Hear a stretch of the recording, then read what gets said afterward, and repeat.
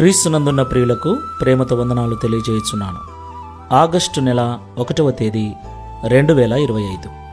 ఈరోజు దేవుడు మనకు చేస్తున్న వాగ్దానం ఏమిటనగా కీర్తనల గ్రంథము 107వ కీర్తన 35వ చరణం. అరణ్యమును నీటి మడుగుగాను, ఎండిన నేలను నీటి ఊటల చోటుగాను ఆయన మార్చును. ఆమెన్. నా ప్రియమైన సహోదరి సహోదరులారా, సర్వశక్తిగల దేవుణ్ణి మనం ఆరాధిస్తున్నాం. సర్వాధికారం కలిగిన దేవుణ్ణి మనం సేవిస్తూ ఉన్నాం. భూమి, ఆకాశము సమస్తము ఆయన చేతి పనులై ఉన్నాయి. ఆయన మాటకు లోబడేవిగా ఉన్నాయి. దేవునికి మహిమ కలుగును గాక. మనం ఆరాధిస్తున్న దేవునికి అసాధ్యమైన కార్యము ఒకటైనను లేదు. ఆయన ఏమైనా చేయగలడు. ఆయన సార్వభౌముడై ఉన్న దేవుడు. దేవునికి మహిమ కలుగును గాక. అరణ్యమును నీటి మడుగుగాను, ఎండిన నేలను నీటి ఊటలు గల చోటుగాను ఆయన మార్చగలడు. దేవునికి మహిమ కలుగును గాక. అలాగే నీటి మడుగులను అరణ్యముగాను, నీటి ఊటల చోటును ఎండిన నేలగాను కూడా మార్చగలడు. ఆయన సమస్త కార్యములను చేయగలవాడు ప్రియులారా. కాబట్టి మనం అందరం కూడా దేవుని శక్తి సామర్థ్యములను ఎరిగిన వారమై జాగ్రత్తగా ఈ లోకంలో జీవించాలి. మన స్థితిగతులు ఏమైనను మనము దేవుని ఎదుట దీనులమై ఉండాలి. ఆయన చేతి క్రింద దీన మనస్కులమై ఉండాలి.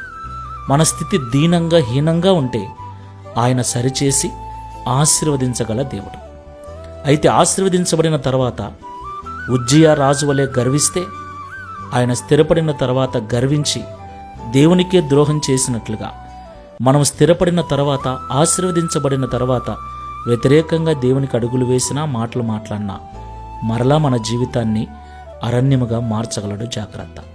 కాబట్టి మాటలు వింటున్న ప్రియ సహోదరి సహోదరుడా, దేవుని మనస్సును గుర్తెరిగి ఆయన చేతుల క్రింద దీన మనస్కులమై ఉందాం. ప్రార్థన చేసుకుందాం. పరిశుద్ధుడైన ప్రభువా, జీవము గల తండ్రి, మీకు స్తోత్రాలు చెల్లిస్తూ ఉన్నాం. ఇంతవరకు మాతో మీరు మాట్లాడిన శ్రేష్టమైన సంగతులను బట్టి స్తోత్రాలు.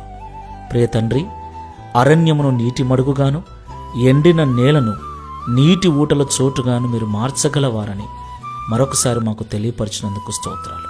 మీకు అసాధ్యమైన కార్యములు ఏవీ లేవని, మీ శక్తి సామర్థ్యములను గుర్తెరిగి నీ సన్నిధిలో భయభక్తులతో జీవించాలని మాతో మాట్లాడినందుకు స్తోత్రాలు. అయ్యా, మేము ఏ పాటి వారమునైనా, మేము ఎగిరిపడుటకు కానీ, అదిరిపడుటకు కానీ, హెచ్చించుకొనుటకు కానీ మేము ఏ పాటి వారము తండ్రి. ఏ ఎన్నిక లేని మా జీవితాలను ఈ లోకంలో నీ మహిమ కొరకు నిలబెట్టినందుకు స్తోత్రాలు. అయ్యా, మా తప్పులను క్షమించండి, మా అపరాధములను మన్నించండి. ఒకవేళ ఎప్పుడైనా విర్రవీగని స్థితిలో మేము ఉన్నట్లయితే దయతో మా అపరాధమును మన్నించి మమ్మల్ని దీవించి ఆశీర్వదించండి. నీ మహిమ కొరకు మమ్మల్ని వాడుకొని ఈ దిన వాగ్దానమును మా అందరి జీవితం నెరవేర్చి మీ నామాన్ని మహిమపరచుకున్నామని యేసు క్రీస్తు వారి నామములో గడిచిన మాసమంతయు కాపాడిన మీ కృపను ఈ ఆగస్టు మాసమంతా కూడా మాకు తోడుగా ఉంచి నడిపించమని, మా జీవితముల ద్వారా సమస్త మహిమ ఘనత ప్రభావములు మీరు పొందుకొనమని యేసు నామములో ప్రార్థిస్తున్నాము తండ్రి. Amen. Praise the Lord. God bless you.